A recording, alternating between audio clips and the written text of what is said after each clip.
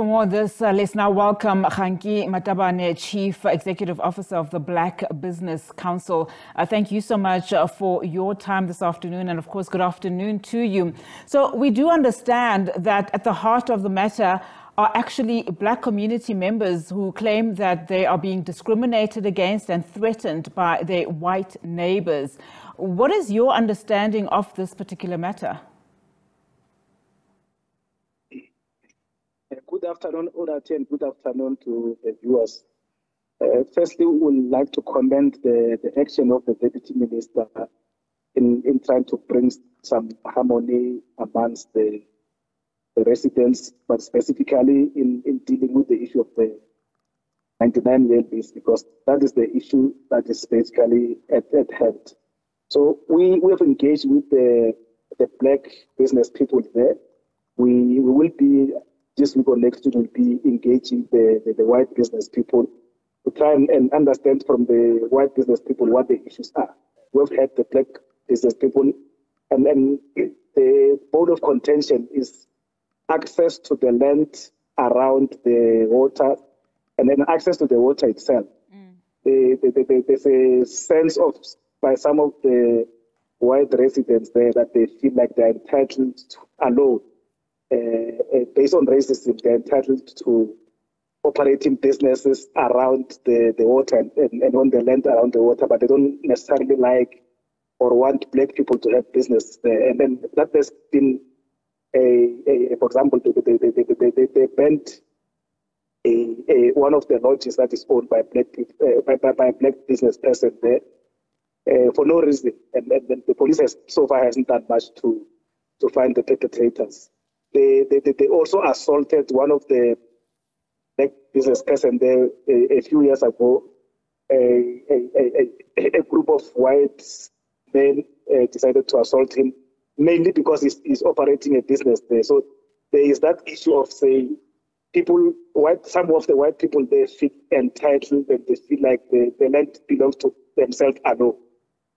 So hence we want to meet their representatives to understand, because as the Deputy Minister has said, this is our country, we need to live together in harmony.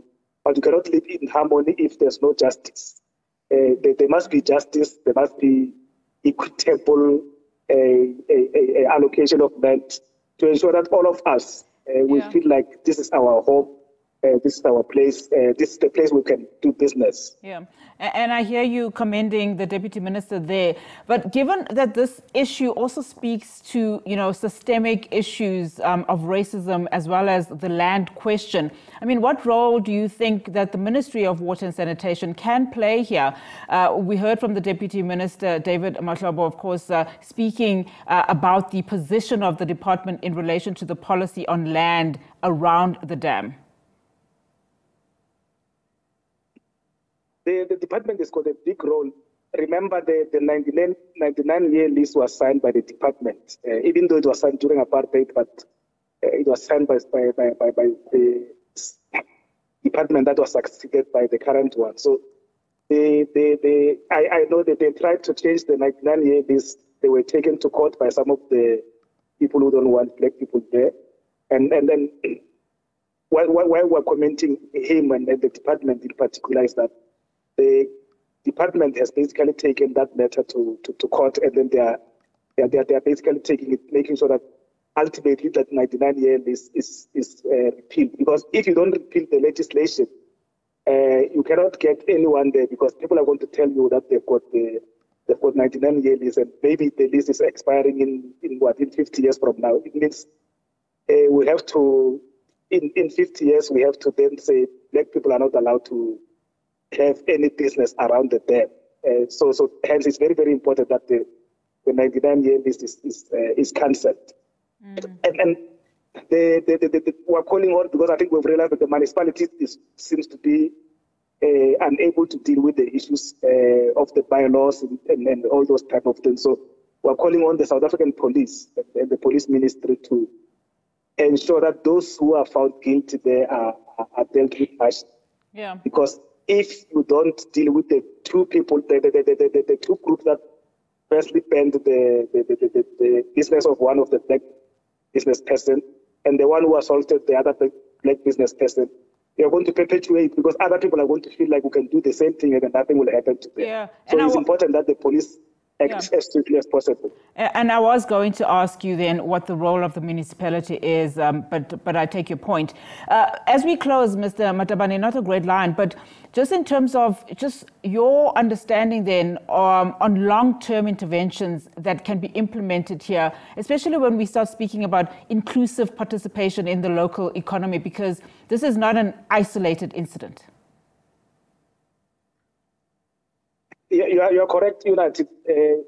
This type of things are very tiring at times. They are boring, but they are also tiring because it looks like black people who are forming 92% of the population in South Africa have to always justify why they belong here, have to justify why they must have businesses here, have to justify why they must take their schools to certain places.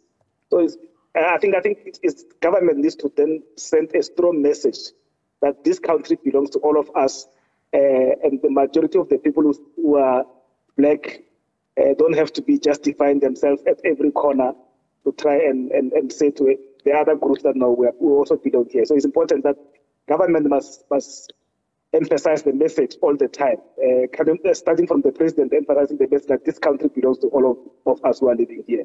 All right, let's leave it there for now. Thank you so much for your time. Kganki Matabane is the Chief Executive Officer of the Black Business Council.